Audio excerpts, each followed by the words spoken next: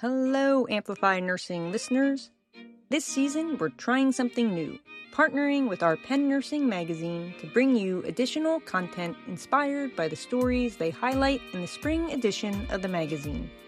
We hope you enjoy the crossover of conversations with guests interviewed for both the magazine and the podcast, as well as additional content and context with new Amplify Nursing guests. Hello, everyone. I'm Angela Rosa DiDonato. And I'm Marian Leary. And you're listening to Amplify Nursing, a Penn Nursing podcast supported by the Panola Fund for Innovation in Nursing. Amplify Nursing features nurses who are leading the way in science, policy, and innovation. Our guests defy stereotypes, define practice, and disrupt convention. We highlight the breadth and depth of nursing influence on society by amplifying nurses who are pushing boundaries and breaking down barriers to build a new paradigm. And I was thrust into the disability community, and I was shocked and surprised that the resources that I thought were so readily available for my patient population would be available for the disability community as well. And that wasn't the case. Today on Amplify Nursing, we talk with Dr. Brooke Goodspeed, founder and executive director of Get Included and research scientist at Jefferson Health. In this episode, Brooke shares how after her son's Down syndrome and autism diagnosis, she saw critical gaps in support and resources for families navigating disabilities. After pursuing a PhD at the University of Pennsylvania, she co-founded Get Included, a nonprofit promoting inclusion and employment for people with developmental disabilities. Her initiative, Get Cafe in Narberth, PA, is more than just a coffee shop. It's a community space employing people with disabilities. Brooke shares how she's turning research into real-world change and why nurses are the key to a more equitable future. Hello, Brooke. I am so excited for you to join us on the Amplify Nursing podcast this season. Thank you so much. Marian, it's such a pleasure to be here. Thank you for having me. So we've known each other for a while through the PhD program and other various opportunities at Penn Nursing, and I've really admired the work you've done throughout your nursing career, both on a professional level, but also on a personal level. And so I'd love for you to tell us about a few things. We're going to talk about, obviously, the research work you do, and you're at Jefferson right now, but also the work you do at the nonprofit that you found and run, Get Included, which includes a cafe for people of all abilities to help reach their potential through various programs. And so looking forward to hearing all about your work in those different areas. Thanks, Marian. Yeah, it's been quite the journey to where we are today and how we got there. And really, a lot of it does stem from my personal lived experience with raising my son and the influence that that has had on me. And so I feel like all roads have led to the work I'm doing, both at Jefferson and Get Included. And it's just a privilege to be able to work in this space and to help a community that is so close to my heart. So let's start out by, I guess it depends on which came first, right? The work that got you into nursing, or the birth of your son and the things that you've worked on with him. So wherever you want to start. Yeah, I mean, I think a lot of it just begins with my entry into the nursing field, and really that all of this work today is just a continuation of nursing and who I am as a nurse. And I think that, if I think back to when I first realized I wanted to go into nursing, I was finishing undergraduate degrees at the University of Pittsburgh, not in nursing, in psychology and philosophy of science. And I was working at the Pittsburgh Cancer Institute at the time as a project coordinator in a psychoneuroimmunology lab. So that lab studied the effect of stress, emotional stress on the immune system and outcomes for individuals going through cancer care.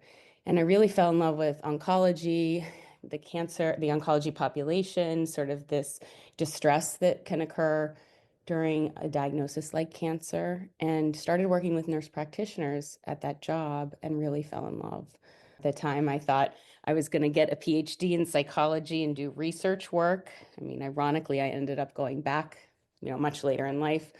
But at the time, I really loved the the insight that the literature brought, and then this human connection experience with touching patients. And so when I was working with these PhD prepared nurses and nurse practitioners that were sort of these clinician researchers, I was just in love and knew that that was what I wanted to do. So I came to Penn and was enrolled in the BSN to MSN adult oncology program. And I went through the BSN part of that program, really fell in love with bedside nursing, actually, and started my work in bone marrow transplant, which, I think is relevant to what I'm doing today because it's a diagnosis that, someone could be going about their daily life and have a new leukemia diagnosis that all of a sudden turns everything upside down and puts them in the hospital for a very long time. So most of my bedside work, both as a nurse and then initially as a nurse practitioner, was in this really unique clinical setting of people going through a life-changing diagnosis that affected the way they related to their family, their career, and it changed their lives forever. And so that was very formative in terms of how I viewed care and caring, and really stuck with me to this day. So, I continued that work, and then eventually where I spent most of my time clinically was in outpatient oncology. And that was with taking care of breast cancer patients primarily. And I think that's where I was working when I had my son. I remember being able to feel incredibly fulfilled and like I was really able to help patients get through, again, chemotherapy. A lot of the work of a medical oncology nurse practitioner is in the patient teaching and the advocacy, self-care domains of how are we going to manage our symptoms when we're at home, because most of that actually happens in the home for these patients. And so I felt really, I loved my job and I loved everything that I did about taking care of these patients because it really empowered them to be able to care for themselves, to think about their physical health and their mental health and how they would get through this diagnosis and be stronger on the other side. And working in breast cancer was great because there's so much awareness. There's a tremendous amount of funding. I always thought and have said it was empowering to have a patient in front of you. And by the end of the clinic appointment, you've set them up with multiple resources for support groups. There's opportunities for nonprofits that service, giving people vacations or cleaning ladies. Do you need a meetup for your dog? Like, it really felt endless for the amount of support and resources that I could give my patients. And so I naively thought that that just is how it was in most aspects of medicine and in care in general. And I was incredibly surprised to find something very different when I was on the other side of the clinician table with my son. And he was born in 2010.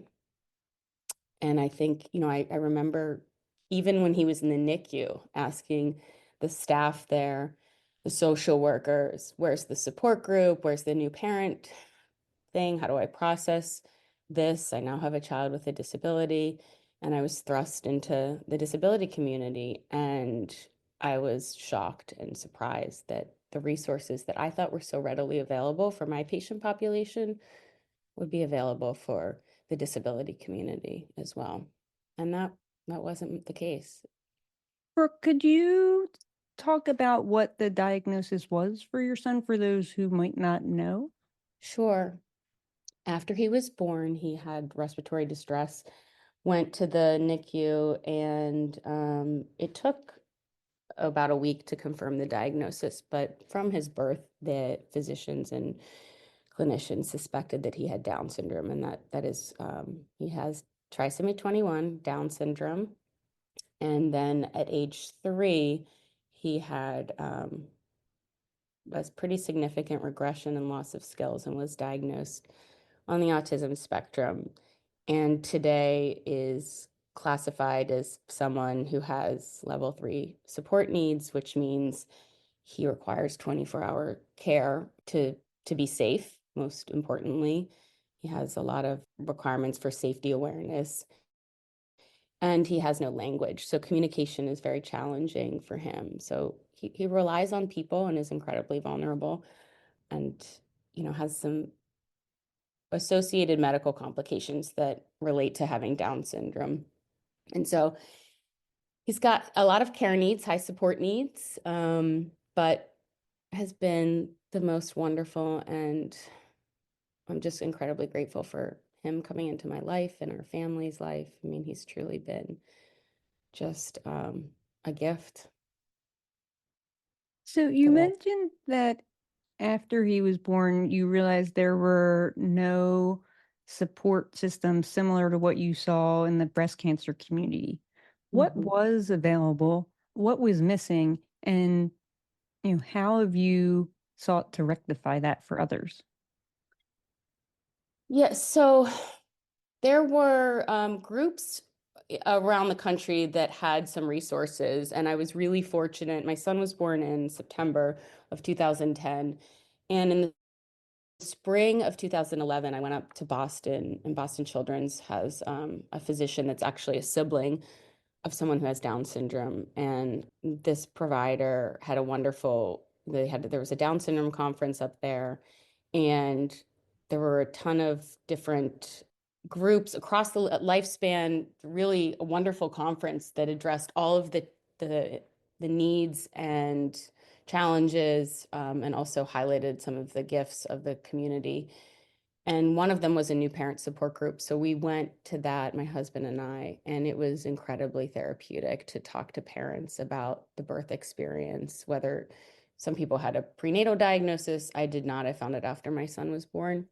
And just sharing the experience of, evolving through that diagnosis and realizing that, your family was now part of the disability community. So that conference existed at the time. I was, it had a profound impact on me going there and coming back and feeling full of hope and support. And that led me to discussing with some of the clinicians at the Trisomy 21 clinic here in Philadelphia at Children's Hospital to start up a new parent group. And that's sort of where the beginning of my advocacy started in the disability space. We launched a very similar small support group for parents navigating a new diagnosis.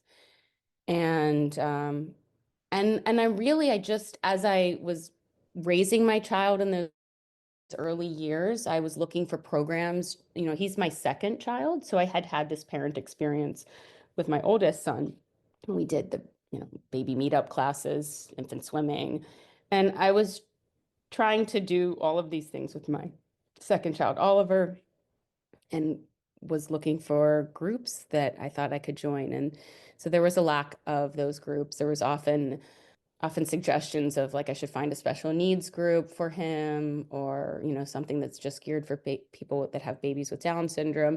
And I wanted to bring both of my kids and really experience the parent, like maternity leave and beyond, with my children just the way they were. And I was hoping to do things without having to find something separate that was just disability focused. So because of that, I wanted to create a space in my local community where parents could bring all of their children. And even if they didn't have children, most of my friends at the time had typical kids. So I wanted to be able to do all of these things in a community that would welcome both of my children. And so I decided to rent a small space in Narberth, Pennsylvania, which is right outside of Philadelphia, and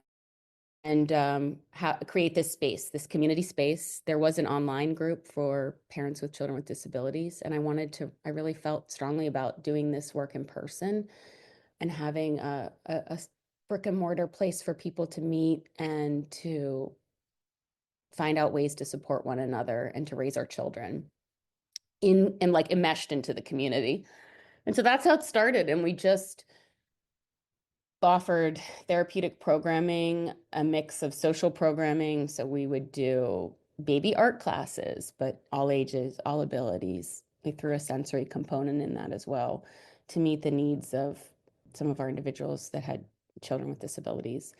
And then we started to offer those programs so that they would be co-taught by an adult with a disability or neurodivergent condition, and then a supervisory sort of professional that could help the adult learn things like lesson planning and employment skills. And then those programs would be offered to, all ages, all abilities, and really low stress, therapeutic in the sense of meeting the needs of the population, but also just social and community engaging and just being with each other. And so that's how we started employment. And immediately I had so many resumes and people knocking on my doors, adults with disabilities who were looking for jobs. And it became very clear that the adulthood experience for this population was really challenging. And then the more I looked into it, I was shocked and just dumbfounded for how we could still have such poor employment outcomes and really limited supports and programs to help people with disabilities get and keep jobs. And that's kind of how it started. And then after 2 years of doing local programming in this community space, Narberth did not have a coffee shop. There were a few coffee shops in the country that were focusing on giving jobs, this entry-level employment for people, adults with disabilities.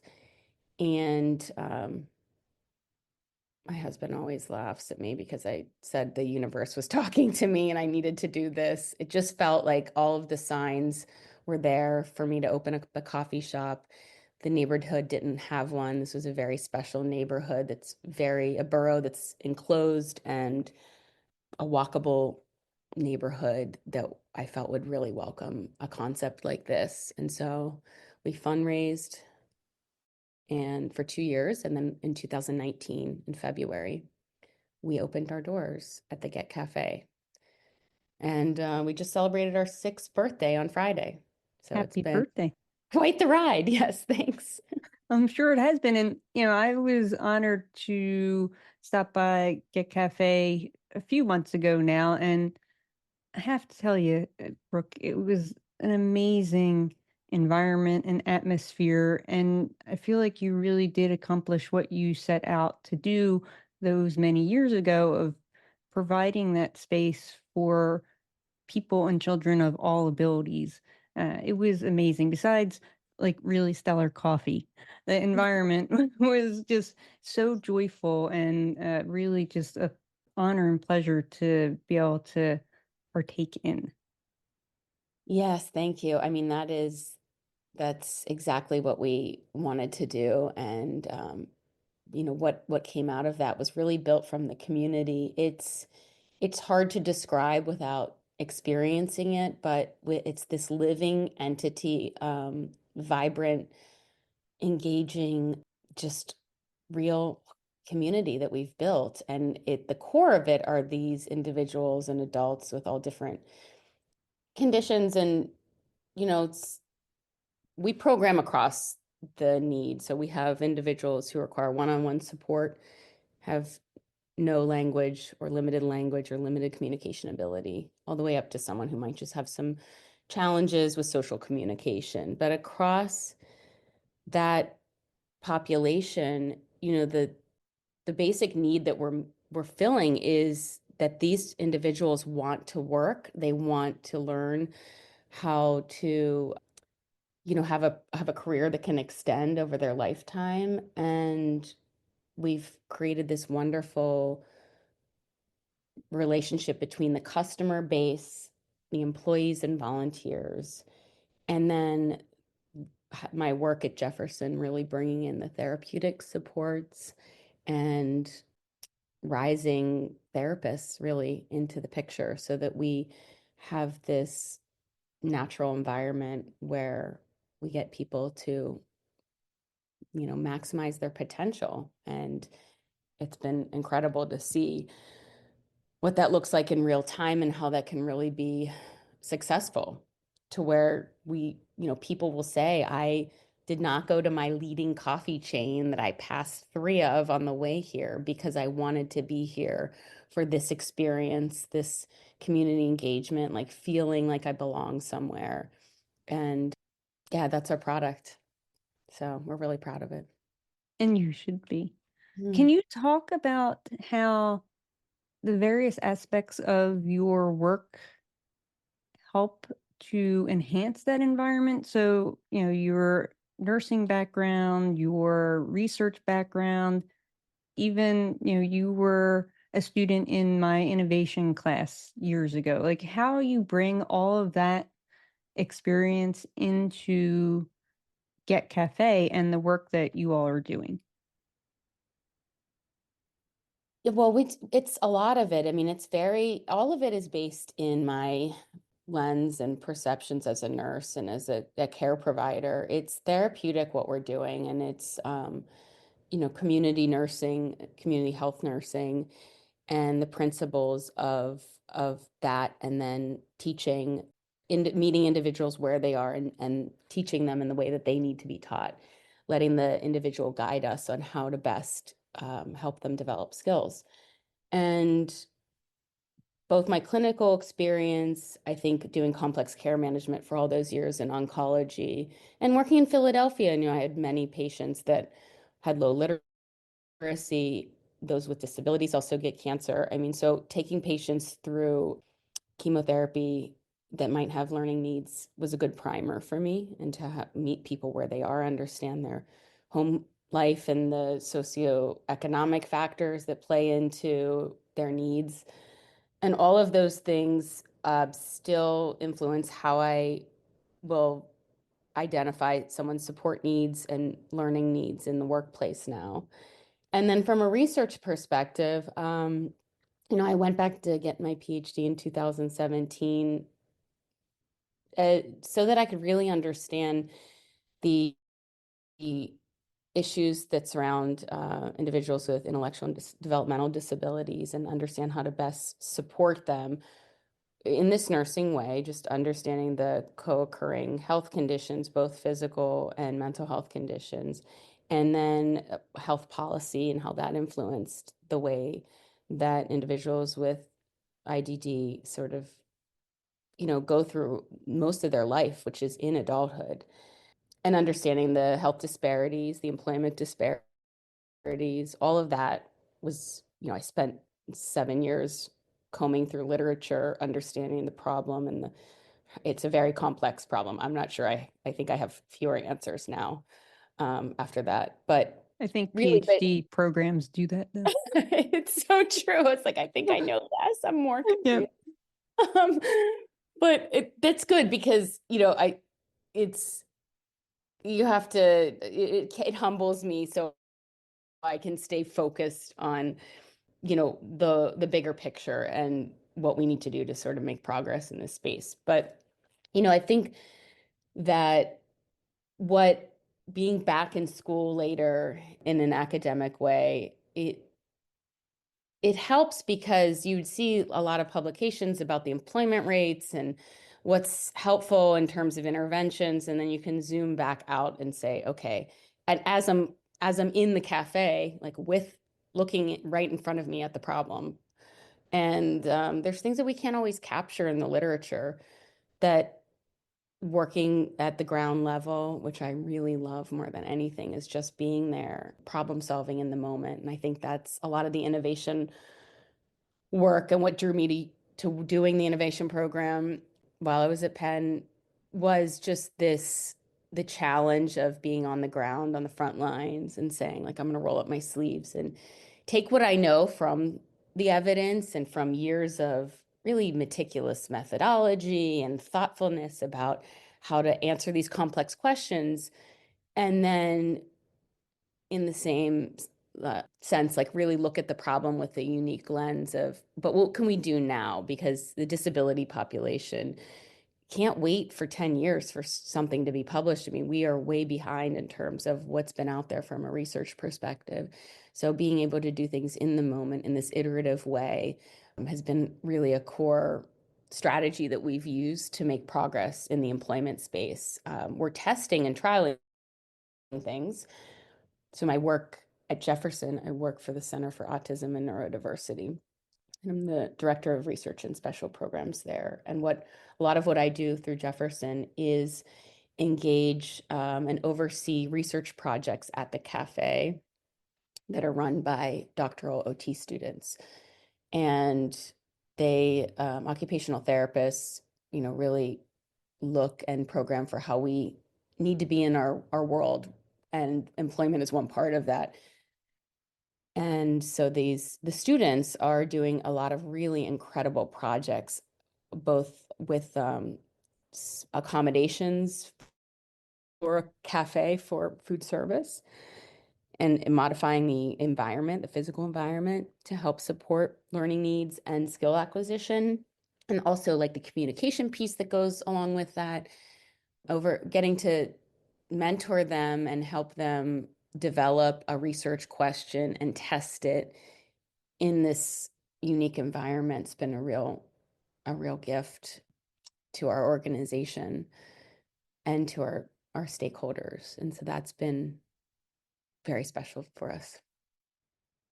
Well, Brooke, the work you're doing is a real testament to the combination of research, education, innovation, and community engagement, and how you can bring those things together in such a meaningful way. Like you said, on the ground, in the environment where the problem is occurring, and the results are just incredible. So I want to give a shout out to Get Cafe. If you're in the Philly area, absolutely check out the coffee shop in Narberth. And then, you know, Brooke, it's a nonprofit, right? So are there things that you need that the community could help with? Say donations or volunteers, Yes. or what are some ways the community can help, and what's your website and ways that they can send you help? Yes. Well, our website is getincluded.org. We are always welcoming. In fact, our success has really been built upon bringing in experts in all of the domains that help this population. So education, allied health professionals like physical therapists, OTs, occupational therapists, and speech therapists, nurses. So I love that we have a wonderful collection of our volunteer base is largely retirees from those professions. And then we have high school and college and graduate students that are sort of rising as the next generation of professionals to help support this community. So we're always welcoming people that want to roll up their sleeves and get on the ground and help this community.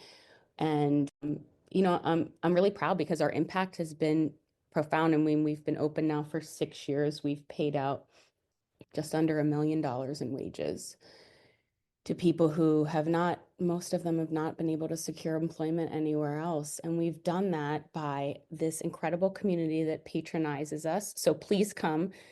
And, if you want some great coffee, great food, we have live music on the weekends. Come and support us by being a customer because you're paying those wages. And that impact it's not just financial, it's been dignity and pride and has impact on individuals' physical and mental health outcomes and later in life. So we're really proud of the work we're doing. So anyone can join us as a volunteer. We do rely on donations. About 20% of our revenue is donor based, and those donations keep the magic going down in Narberth. So getincluded.org/donate to please make a contribution. Every dollar counts. And really, we do as much as we can with every penny we get. And projects, any collaboration with students, it's the brightest people have come with their projects, their thoughts. And that's what really we're doing over the long haul, is building the evidence base to show the support for programs like this. There is, I think, a great opportunity for universities to partner with mission-driven organizations like Get Cafe and Get Included to create new models to help support populations that need community support like the disability population does. And so I'm sure, this could be translated into other vulnerable populations and other populations in need. And, we've been able to do this very organically and through just building out this community and engaging everyone to sort of see the capabilities of the disability population. And so, yeah, there's many ways to help and support. Well, thank you, Brooke. I will make sure to put the website and contact information in the show notes as well. I want to just again thank you for the work that you're doing, and it's just an incredible endeavor. It highlights again all the amazing traits of innovation, nursing, and community engagement. And really thank you for the work you're doing. Thanks, Marion. And I just wanted to add one last thing, which is that we are really pushing hard this year to extend our mission. We'll be launching a capital campaign later this year to grow our reach. We are looking to build out a full commercial kitchen and give the many long waiting list of individuals that need job training and jobs more opportunities in our local community here. So please, my wish is for anyone interested to please be involved in this next iteration of what Get will do. Great. All right. Thank you, Brooke. Appreciate it. Thanks, Marion. Hello, Marion. Hello, Angela. How's it going? It's amazing. Good. How are things with you? I just listened to the fantastic conversation you had with Brooke. Yeah. Can I just tell you, I'm a big Brooke fan. I've known Brooke for a little while now. I mentioned it in the podcast. We went through the PhD program sort of together on different time frames, but she was in my innovation in health class. And, I had the real privilege of checking out her cafe a few months ago, like I mentioned in the episode. And what a joyous place. The thoughtfulness in which she is working with the adults with various levels of abilities, and what she's doing to make sure that they can work to their fullest capacity, each for their own individual needs, is just incredible. And it really speaks to the nursing lens she comes at it with, but also this like human-centered, community-based approach fueled by her own, lived experience with her son. Yeah, I think that's what struck me the most, is that she built all of this from her own experience. And I I feel like in at least in where we are now, we have such a loss of community, right? We don't have those ingrained communities that we used to have previously. And when you see something like this, I feel like didn't notice it until she was really talking about it, because I was trying to think like, what would that look like in my neighborhood? And I'm like, there really isn't much of a community there.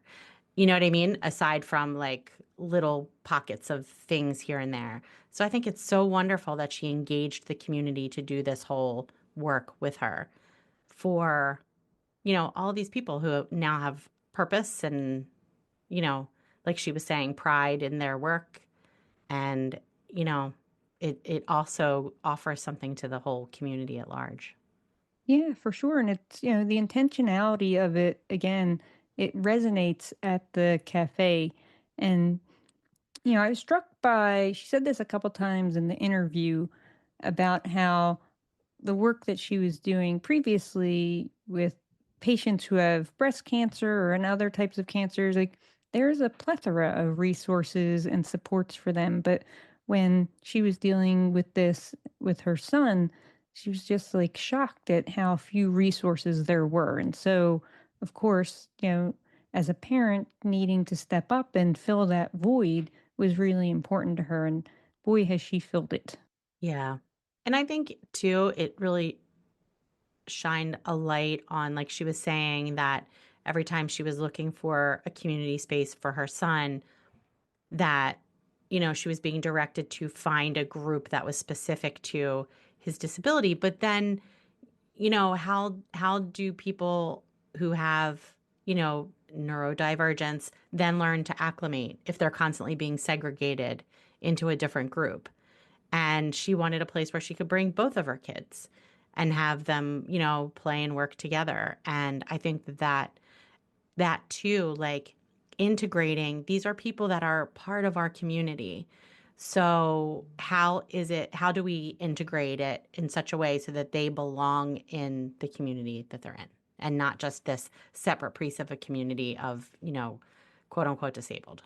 For sure. And again, when I was at the cafe, that is exactly what is happening. Like you're there and there's people of all abilities not only working there but also being patrons of the establishment.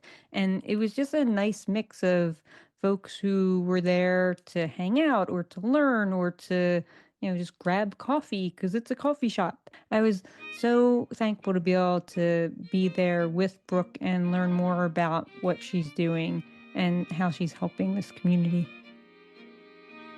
Amplify Nursing is hosted by Dr. Angela Rosa DiDonato and Marion Leary and produced by the University of Pennsylvania School of Nursing. Music for the podcast was created by Harper Leary.